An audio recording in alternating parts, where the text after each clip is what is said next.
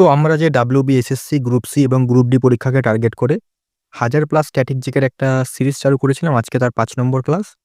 আমি কিন্তু অলরেডি তোমাদের 4 টে ক্লাস দিয়ে দিয়েছি। তোমরা কিন্তু সেই ক্লাসগুলো দেখে আসো, তার লিঙ্ক ডেসক্রিপশনে পেয়ে যাবে। সেই 4 টে ক্লাস করলে তোমরা বুঝতে পারবে যে ক্লাসগুলো কতটা গুরুত্বপূর্ণ এবং একটা ক্লাসে তোমরা কতগুলো তথ্য জানতে পারছো। আমি আজকেও আগের ক্লাসগুলোর মতনই 20টা গুরুত্বপূর্ণ প্রশ্ন নিয়ে এসেছি এবং তার সাথে প্রচুর এক্সট্রা তথ্য নিয়ে এসেছি। প্রত্যেকটা প্রশ্ন উত্তরের সাথে কিন্তু তোমাদের আমি 4-5টা করে এক্সট্রা তথ্য দেব।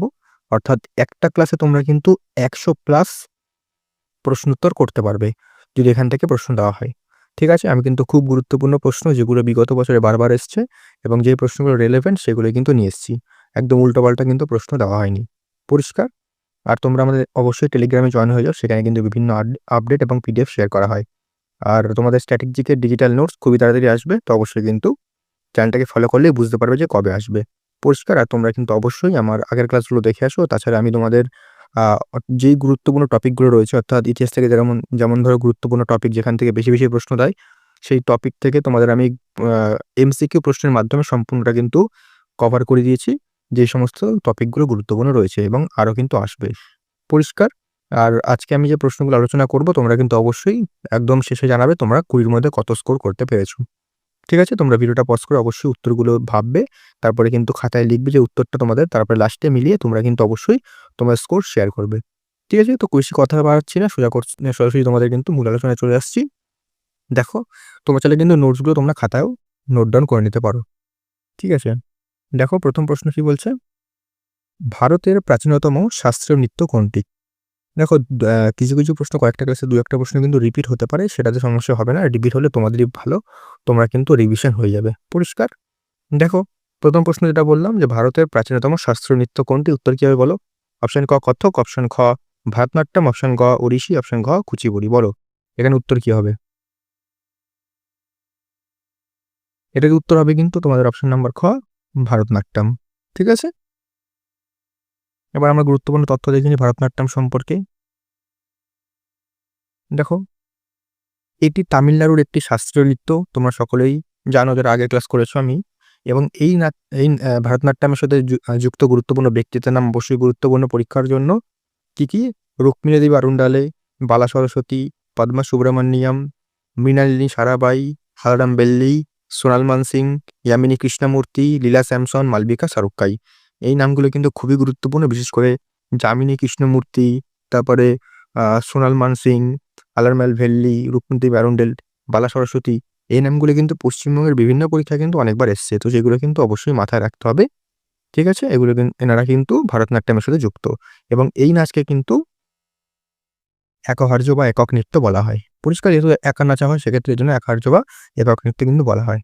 আর মনে রাখবে, আমি কিন্তু আগে আলোচনা করেছি, তাও বলে দিচ্ছি। তো এই ভারতনাট্যমকে কিন্তু ব্রিটিশ সরকার 1910 সালে একবার ব্যান করে দিয়েছিল। ঠিক আছে? পরবর্তী প্রশ্ন চলে আসি। ২ নম্বর কি বলছে দেখো, বিখ্যাত সেতারবাদক পণ্ডিত রবিশঙ্কর কোন ঘরানার শিল্পী ছিলেন? ঘরানা থেকেও প্রশ্ন দিতে পারে। অপশন ক মাইহার ঘরানা, অপশন খ গোয়ালিয়র ঘরানা, অপশন গ আগ্রা ঘরানা, অপশন খ কিরানা ঘরানা। বলো উত্তর কি হবে এটার? সঠিক উত্তর হবে মাইহার ঘরানা। ঠিক আছে? দেখে নিই আমরা এবার মাইহার ঘরানা। দেখো, হুম, তিনি 1999 সালে ভারতরত্ন পান। খুব গুরুত্বপূর্ণ তথ্য। তিনি ওস্তাদ আলাউদ্দিন খানের শিষ্য ছিলেন। তিনি ভারতের প্রথম গ্র্যামি পুরস্কার বিজয়ী। এটাও কিন্তু পরীক্ষায় দেয় যে ভারতের প্রথম গ্র্যামি পুরস্কার বিজয়ী কে? ঠিক আছে? উত্তর হবে পণ্ডিত রবিশঙ্কর। মাইয়ার গহনা সেতার ও সরোদ বাদ্যযন্ত্রের সাথে জন্য বিখ্যাত। ঠিক আছে? এগুলো কিন্তু মনে রাখবে। এই সেতার ও সরোদ বাদ্যযন্ত্রের সাথে যুক্ত বা বিখ্যাত। এগুলো কিন্তু মনে রাখবে। ঠিক আছে? পরবর্তী প্রশ্ন চলে আসে। ৩ নম্বর কি বলছে? বিখ্যাত হর্নবিল উৎসব ভারতের কোন রাজ্যে পালিত হয়? Option A Manipur, option B Meghalaya, option C Nagaland, option D Arunachal Pradesh. বলো এটার উত্তর। হর্নবিল কোন রাজ্যের সাথে যুক্ত বলো, বা কোন রাজ্যে পালিত হয়? এটার উত্তর হবে তোমাদের অপশন নাম্বার সি নাগাল্যান্ড। ঠিক আছে? হর্নবিল কিন্তু নাগাল্যান্ডে পালিত হয়। পরিষ্কার? তারপরে দেখো নাগাল্যান্ড দেখি। দেখো, এক সেকেন্ড, হ্যাঁ, এটিকে উৎসবের উৎসব বলা হয়, অর্থাৎ ফেস্টিভ্যাল অফ ফেস্টিভ্যালস বলা হয়। এটা কিন্তু খুব গুরুত্বপূর্ণ।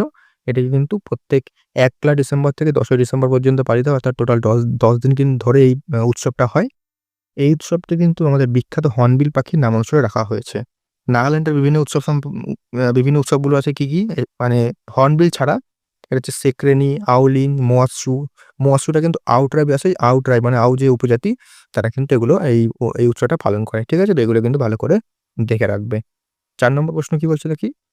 ভারতের কোন মন্দির ব্ল্যাক প্যাগোডা নামে পরিচিত? অপশন ক জগন্নাথ মন্দির, অপশন খ সূর্য মন্দির যেটা কোণার্ক মন্দির, ঠিক আছে? গ লিঙ্গরাজ মন্দির, খ কামাখ্যা মন্দির। বলো উত্তর। ব্ল্যাক প্যাগোডা নামে পরিচিত কোন মন্দির বলো? এটা সঠিক উত্তর হবে কিন্তু অপশন নম্বর খ সূর্য মন্দির। ঠিক আছে?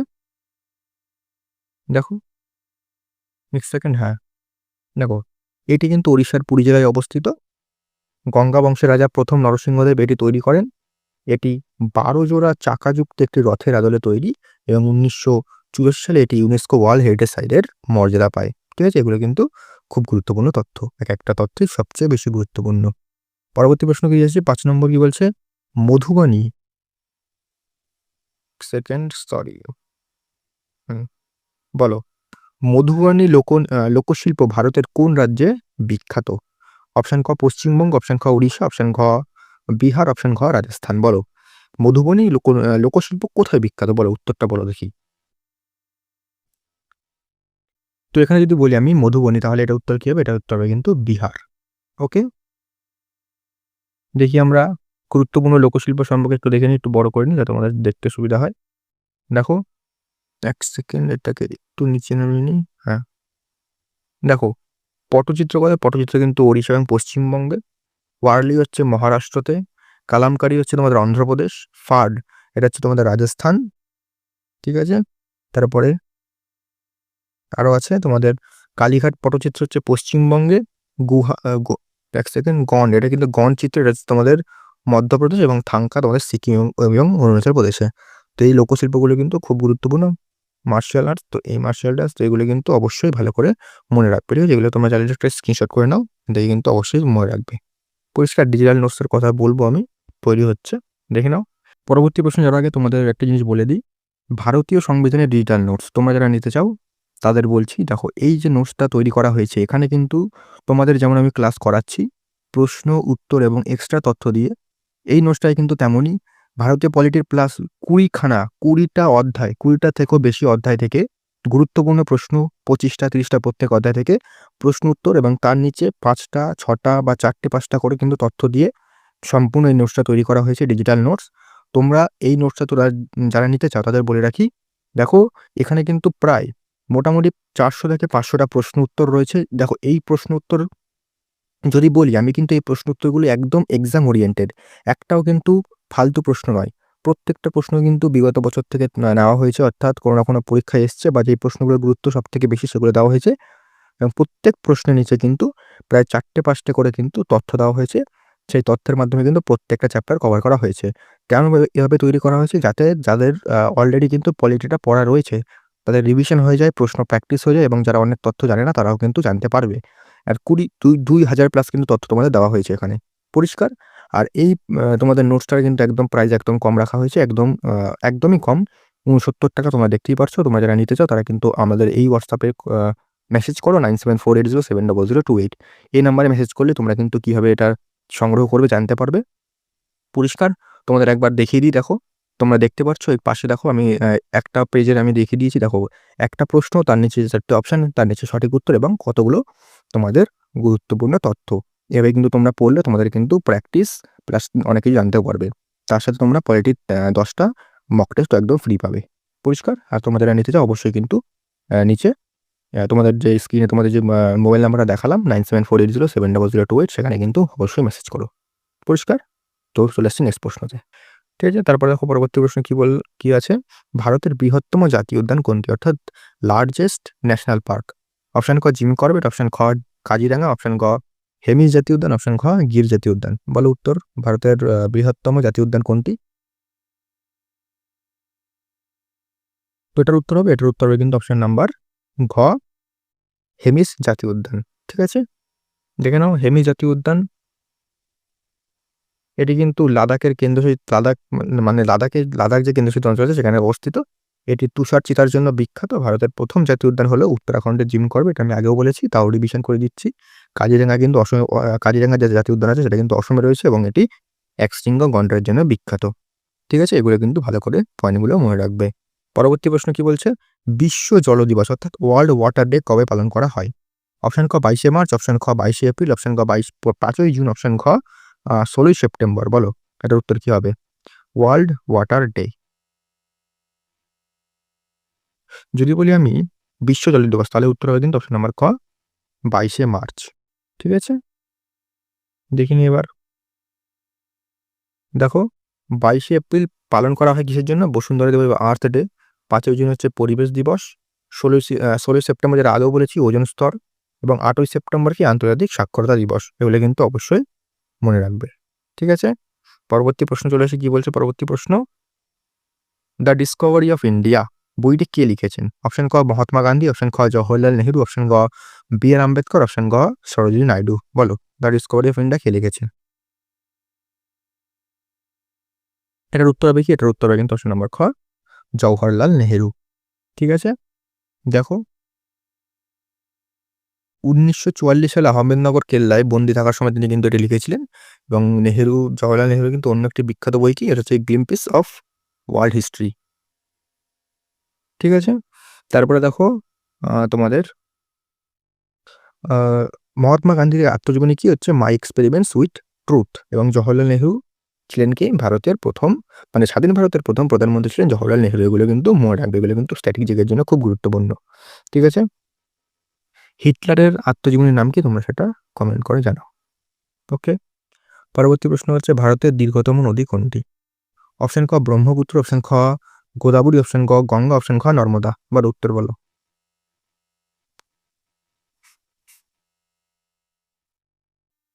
এটার উত্তর কি হবে? এটার উত্তর হবে কিন্তু অপশন নম্বর গ গঙ্গা। ভারতের দীর্ঘতম নদী হচ্ছে গঙ্গা। এটির দৈর্ঘ্য হচ্ছে 2525 কিলোমিটার। এটি গঙ্গোত্রী হিমবাহ থেকে উৎপন্ন হয়। গোদাবরীকে বলা হয় দক্ষিণ ভারতের গঙ্গা, এবং বৃদ্ধগঙ্গা বলা হয় কিন্তু গোদাবরীকে। গঙ্গা ভারতে ও বাংলাদেশে প্রবাহিত হয়ে বঙ্গোপসাগরে মিশেছে। ঠিক আছে? তো গোদাবরীকে কিন্তু দক্ষিণ ভারতের গঙ্গা এবং বৃদ্ধগঙ্গাও বলা হয়, এগুলো কিন্তু অবশ্যই মনে রাখবে। তারপরে দেখো 10 নম্বর বলছে ভারতের পিঙ্ক সিটি বা গোলাপি শহর কাকে বলা হয়? এটা কিন্তু একটু যারা পড়াশোনা করে তারা কিন্তু অবশ্যই জানতে পারবে। অপশন নাম্বার ক যোধপুর, অপশন খ উদয়পুর, অপশন গ জয়পুর, অপশন ঘ আহমেদাবাদ। বলো পিঙ্ক সিটি কাকে বলা হয়? পিঙ্ক সিটি বলা হয় কিন্তু তোমাদের জয়পুরকে। অপশন নাম্বার ক। ঠিক আছে? এবার দেখিনি আমরা আর তত্ত্ব দেখিনি গুরুত্বপূর্ণ। 1876 সালে দেখো 1876 সালে রাজা দ্বিতীয় সওয়াই রাম সিং প্রিন্স অফ ওয়েলসের স্বাগতের জন্য কিন্তু এই শহরটিকে গোলাপি রং করেছিলেন। তাই জন্য গোলাপি শহর। যোধপুরকে বলা হয় কিন্তু নীল শহর বা ব্লু সিটি। উদয়পুরকে কিন্তু হ্রদের শহর বা সিটি অফ লেকস বলা হয়। এবং জয়পুর 2019 সালে, এক সেকেন্ড, 2019 সালে ইউনেস্কো ওয়ার্ল্ড হেরিটেজ শহরের তকমা পায়। এটাও কিন্তু গুরুত্বপূর্ণ ফ্যাক্ট, এগুলো কিন্তু অবশ্যই মনে রাখবে। তারপরে দেখো বিখ্যাত ইলোরা গুহা ভারতের কোন রাজ্যে অবস্থিত? অপশন ক মধ্যপ্রদেশ, অপশন খ গুজরাট, অপশন গ মহারাষ্ট্র, অপশন খ কর্ণাটক। বলো উত্তর বলো।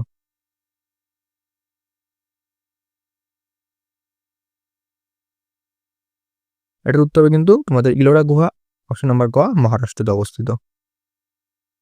নেক্সট প্রশ্ন, এই তার তথ্য দেখিনি, তারপর নেক্সট প্রশ্নে যাব। দেখো এটি ঔরঙ্গাবাদ জেলা, মানে বর্তমানে কিন্তু সাম্ভাজিনগর নাম, এখানে অবস্থিত। এটি হিন্দু, বৌদ্ধ এবং জৈন ধর্মের গুহাচিত্র মন্দির আছে। বিখ্যাত কৈলাস মন্দির এখানে অবস্থিত, যা রাষ্ট্রকূট রাজারা কিন্তু নির্মাণ করেছিলেন। এবং 1983 সালে এটি ইউনেস্কো ওয়ার্ল্ড হেরিটেজ সাইটে তকমা পায়। ঠিক আছে? এগুলো কিন্তু মনে রাখবে। পরবর্তী প্রশ্ন কি বলছে ভারতের বৃহত্তম অর্থাৎ লার্জেস্ট বাঁধ কোনটা? অপশন ক তেহরি বাঁধ, অপশন খ হীরাকুদ বাঁধ, অপশন গ ভাকরানাঙ্গল, অপশন গ সর্দার সরোবর। বলো ভারতের বৃহত্তম বাঁধ কোনটা? এখানে উত্তর হবে কিন্তু ভাকরানাঙ্গল। ওকে, দেখো এখানে কিন্তু উত্তরটা মনে হয়, মানে উত্তরটা ভুল আছে। ভারতের এখানে হীরাকুদ হবে না, এখানে তোমার ভাকরানাঙ্গল হবে। হীরাকুদ তোমাদের দীর্ঘতম, এটা লংগেস্ট। এটি উড়িষ্যার মহানদীর উপর অবস্থিত। এটা হচ্ছে হীরাকুদের কিন্তু তথ্য দেওয়া রয়েছে। ভারতের সর্বোচ্চ বাঁধ হচ্ছে উত্তরাখণ্ডের তেহরি বাঁধ, সর্বোচ্চ মানে হচ্ছে মানে হাইয়েস্ট। ঠিক আছে? ভাকরানাঙ্গল শতাব্দী নদীর উপর তৈরি। হীরাকুদ বাঁধের মানে বাঁধের যে মূল যে দৈর্ঘ্য সেটা হচ্ছে 4.8 কিলোমিটার। ঠিক আছে? এত মিটার লম্বা। ঠিক আছে? এগুলো কিন্তু মনে রাখবে। ঠিক আছে? তো বৃহত্তম বাঁধ হচ্ছে তোমাদের ভাকরানাঙ্গল, হাইয়েস্ট হচ্ছে তেহরি বাঁধ, আর তোমাদের লংগেস্ট হচ্ছে মহানদীর ওপর অবস্থিত উড়িষ্যায় হীরাকুদ বাঁধ, এগুলো কিন্তু মনে রাখবে। পরবর্তী প্রশ্ন দেখো, ভারতের সংবিধানের কোন অনুচ্ছেদ অনুযায়ী অস্পৃশ্যতা দূরীকরণ করা হয়েছে? যারা আগের ক্লাস করেছিল এই প্রশ্নটার উত্তর কিন্তু অনায়াসে দিতে পারবে। অপশন ক 14 নম্বর, অপশন খ 15 নম্বর, অপশন গ 17 নম্বর, অপশন খ 19 নম্বর। বলো উত্তর বলো দেখি কি হবে। এটার উত্তর হবে কিন্তু অপশন নাম্বার গ 17 নম্বর। ঠিক আছে, দেখো 17 নম্বর ধারা অনুচ্ছেদ এখানে বলা হয়েছে। এবার দেখি, এটি একটি মৌলিক অধিকার, সকলেই জানো। 14 নম্বর অনুচ্ছেদে বলা হয়েছে আইনের চোখে সমতার কথা বলা হয়েছে। 18 নম্বরে বলা হয়েছে কিন্তু খেতাব বিলোপ করতে হবে, এবং 19 নম্বরে কিন্তু বাক স্বাধীনতার কথা বলা হয়েছে। আমি কিন্তু এগুলো নিয়ে পলিটির ক্লাসে আলোচনা করেছি, তোমরা কিন্তু অবশ্যই সেই ক্লাসগুলো দেখে আসো, তাহলে কিন্তু বিস্তারিতভাবে জানতে পারবে। পরিষ্কার? তারপরে দেখো 14 নম্বর কি বলছে, ভারতের প্রথম পারমাণবিক বিদ্যুৎ কেন্দ্র কোনটি? অপশন ক নারোরা, অপশন খ তারাপুর, অপশন গ কাকরাপাড়া, অপশন গ কুদানকুলাম। বলো উত্তর কি হবে। বলছে প্রথম পারমাণবিক কেন্দ্র বলেছে কিন্তু। এটার উত্তর হবে কিন্তু অপশন নাম্বার খ তারাপুর। প্রথম পারমাণবিক কেন্দ্র হচ্ছে তারাপুর। দেখো তারাপুর তোমাদের দেখো, এটি মহারাষ্ট্র অবস্থিত। অনেক আগে কিন্তু বলেছি 1969 সালে ভারতের বৃহত্তম পারমাণবিক কেন্দ্র যদি বলি সেটা হচ্ছে তামিলনাড়ুর কুদানকুলাম, এবং তামিলনাড়ুতে আরেকটাও তোমাদের আছে, সেটা হচ্ছে কালপাক্কাম। এটা মনে রাখবে। নারোরা কোথায় হচ্ছে, নারোরা হচ্ছে উত্তরপ্রদেশ, এবং কাকরাপাড়া গুজরাটে অবস্থিত। ভারতের পারমাণবিক বিজ্ঞানের জনক হচ্ছেন কে? আমি জাহাঙ্গীর ভাবা। এবং তোমাদের কিন্তু একটা জিনিস মনে রাখতে হবে যে কৈগা কর্ণাটকে, তারপরে রাওয়ারভাদা রাজস্থান, এগুলো কিন্তু আমাদের মনে রাখতে হবে। এগুলো কিন্তু আগের ক্লাসে আলোচনা করেছি। তো যারা ক্লাসগুলো দেখোনি অবশ্যই দেখেছো, তার লিঙ্ক ডেসক্রিপশনে কিন্তু রয়েছে। 15 নম্বর, সবুজ বিপ্লব কথাটি কোন ফসলের সাথে সবচেয়ে বেশি যুক্ত? কোন ফসল বলেছে, ঠিক আছে? অপশন ক চাল, অপশন খ গম, অপশন গ ডাল, অপশন ঘ তৈলবীজ। বলো এটার উত্তর হবে, এটার উত্তর হবে কিন্তু অপশন নাম্বার খ গমের সাথে যুক্ত। দেখো সবুজ বিপ্লব, দেখো আগের ক্লাসে কিন্তু জিজ্ঞেস করেছিলাম যে সবুজ বিপ্লবের জনককে। তোমরা যারা অনেকেই দেখছি কমেন্ট করোনি, অবশ্যই করবে, তাহলে কিন্তু তোমাদেরই সুবিধা হবে, ভালো হবে। দেখো ভারতের সবুজ বিপ্লবের জনক হচ্ছেন MS স্বামীনাথন। 1960-এর দশকে পাঞ্জাব হরিয়ানার প্রভাব বেশি ছিল, এটা কিন্তু দেয়। এই বিপ্লবে উচ্চ ফলনশীল বীজ, হাই ইয়েল্ডিং ভ্যারাইটি যে বীজগুলো থাকে সেটা দেওয়া হয়, যেন HYV। বিশ্বজুড়ে সবুজ বিপ্লবের জনককে নরম্যান বরলগ। ঠিক আছে, তো ভারতে যদি বলে ভারতের সবুজ বিপ্লবের জনক, তাহলে হচ্ছে MS স্বামীনাথন। বিশ্বজুড়ে সবুজ বিপ্লবের জনক যদি বলে তাহলে হবে নরম্যান বরলগ। এটা কিন্তু গুরুত্বপূর্ণ দুটোই। পরবর্তী প্রশ্ন দেখি 16 নম্বর, ভারতের মহাকাশ গবেষণা সংস্থা তোমরা জানো ইসরো। ইসরোর সদর দপ্তর কোথায়? Indian space research organisation. Option ক মুম্বাই, অপশন খ শ্রীহারিকোটা, অপশন গ বেঙ্গালুরু, অপশন ঘ তিরুবনন্তপুরম। বলো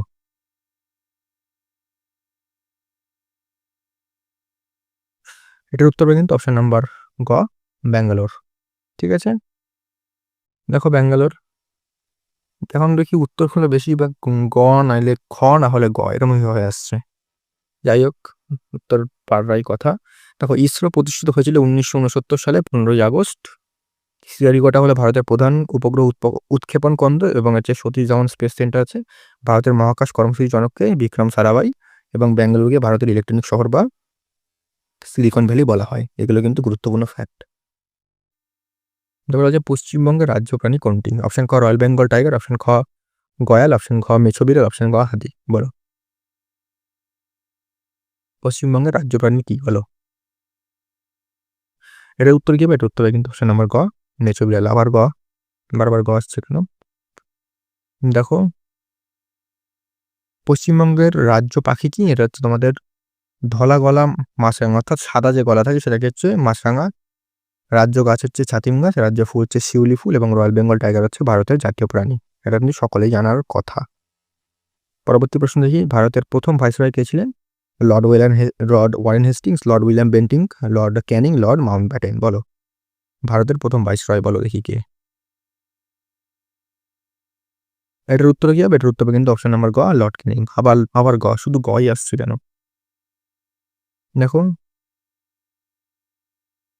1858 সালে ভারত শাসন আইনের মাধ্যমে ভাইসরয় পদে তৈরি হয়, মানে 1857 সালের বিদ্রোহের পর কিন্তু 1858 সালে যে মহারানীর ঘোষণাপত্র এসেছিল তার মাধ্যমে কিন্তু যে ভারতের গভর্নর জেনারেল যে পদটা ছিল সেই পদটাই কিন্তু ভাইসরয় রূপান্তরিত হয়।